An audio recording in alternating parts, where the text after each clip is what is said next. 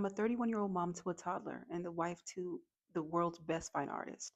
And I just got accepted into a PhD program this fall, and I have no idea what I'm doing, but I'm going to be documenting all of it. My name is Jai, and every time I get asked the question, where are you from? Sometimes that can be a little bit difficult to answer because I grew up living all over the US. I was born in Staten Island, New York, and then I spent a lot of my childhood in Atlanta, Georgia, and then I spent my high school years in Las Vegas, Nevada. And I will never forget, I was just 5 years old, and it was the first time that I had saw a baby being delivered on the television. I thought it was the most fascinating job that anybody could have. I remember being so excited and asking my mom what kind of doctor that was, what kind of person did this job. And she told me it was, they were called, an OBGYN. And from that day, I was on a mission to become an obstetrician gynecologist. From the time that I started school till the time that I graduated high school, I had been to about 12-ish different schools. I lost count. At every state that I went to, at every school that I went to, my goal was still the same. I had this vision of becoming this OBGYN one day, and it really did keep me on the path. It kept me focused. However, when I was just 14 years old, I was separated from my mom, my biological mom, and she moved us out of the country. And I had a decision to make. I had to make a decision for my future.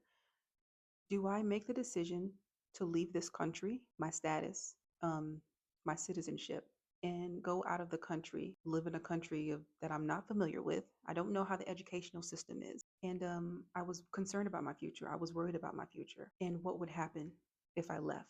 It was a risk that I just didn't want to take. So at the age of 15, I decided I would stay in the US, just hopefully find my way to college. If I could just get to college, then, maybe I can go to medical school one day. And so that was my plan. But by the time that I was 16 years old, I ended up going into the foster care system. And I remember sitting in the back of that white Toyota Camry that was labeled in big black bold letters, Department of Family Services.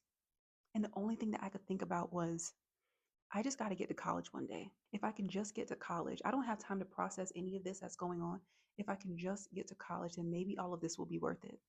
And so that was my thought process back then as a 16-year-old who was entering the foster care system. But I thank God that from the age of 5 years old, I had something that I could focus on because it really did keep me on the path. I don't think that I would be where I am today if I had not seen a baby being delivered on the television when I was 5. That was such a precious moment. However, I spent a couple years in foster care.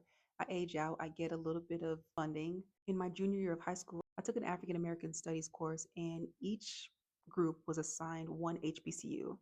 My HBCU happened to be Hampton University, and I learned so much about the school. I said, you know what? I got to get to this school one day. And that was exactly what I did. I spent 3 years at Hampton and I had an amazing experience. That was when I got to learn more about research. I eventually did end up doing more research at Hampton and at Virginia Tech, and it was all a great experience. Anyway, life goes on, years pass.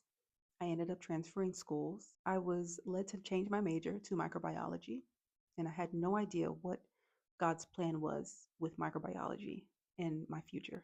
Again, I didn't have everything figured out, but my heart was still set on going to medical school. And I just remember being in a place of just wanting to be surrendered to God. I wanted God's best for me in all areas of my life because I had done it myself. I didn't trust myself to keep doing it my way. After being separated from my biological mother, after being to 12 plus schools, after aging out of foster care, after just all of it, I asked God, is medical school the plan that you have for me? And I heard a very clear voice that said, medical school is not my will for you. If you lose your life for my sake, you will find it. And so I decided to surrender it for a moment.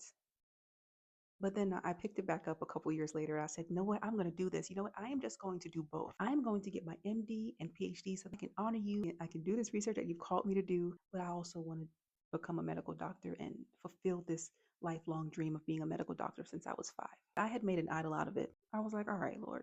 A few years later, after I graduated, I knew that I was going to do research someday. So I applied to a few programs. I wasn't really sure about the whole picture. I really was just doing this out of obedience. My husband was calling the school, asking them to update the status. I was calling, and we just weren't hearing anything.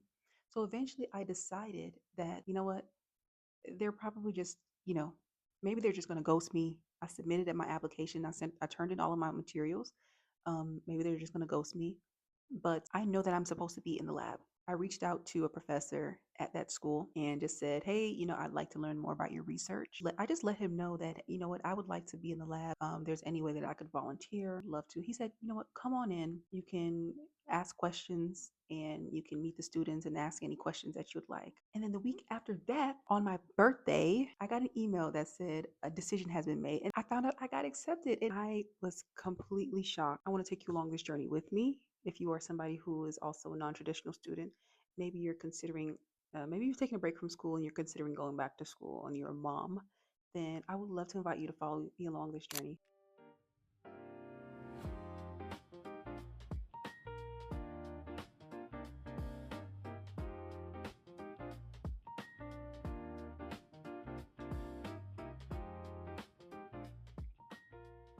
Just got back from the school and I was meeting with the professor who had reached out to me. It went really well. I met with a couple of the undergraduate students that were working in his lab, got to know a little bit more about his story and some of the projects that he's working on, and I expressed to him that I was very interested in learning more about the protein that he's been studying and how it relates to preterm births. The meeting went very well.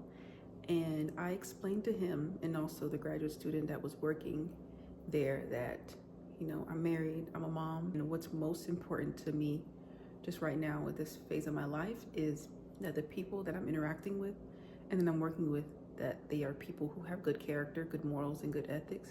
Pretty much was just like, the ball is in your court. Just have one dilemma. We still need to figure out the funding. I know that in 2022, God gave me a word, gave me this school. I didn't have all the steps figured out. Just began taking the necessary steps, putting in an application, reaching out to different faculty members to learn more about their research and seeing how I could get connected. His lab is definitely my top choice because I feel that I will be supported in my program. But right now, my son is sleeping. I'm gonna make some brunch and I'm going to draft a follow-up email to both the graduate student and the professor that I just spoke with, just thanking them.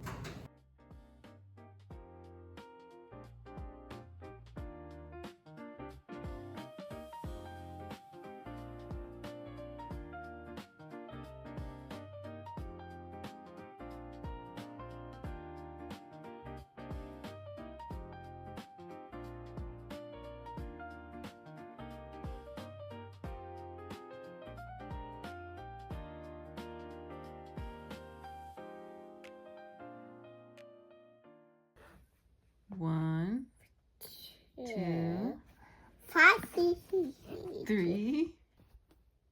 1, Good job. 1, No, what number is this? 1, No.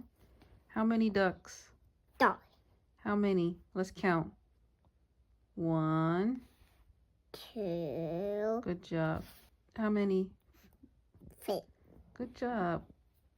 4. Good job.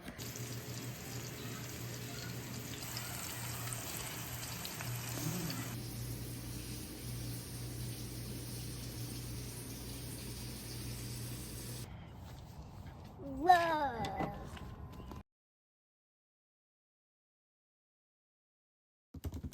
I've used Claude to help me generate a PhD lab outreach tracker in Notion so that I can keep track of all of my emails since I was responsible for finding a mentor and the funding.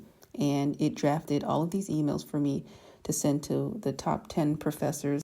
And this took me a total of 10 minutes. I had it create this tracker and all I did was connect my Gmail and my Notion to Claude, and it checks the emails that are coming in as the responses are coming from the professors.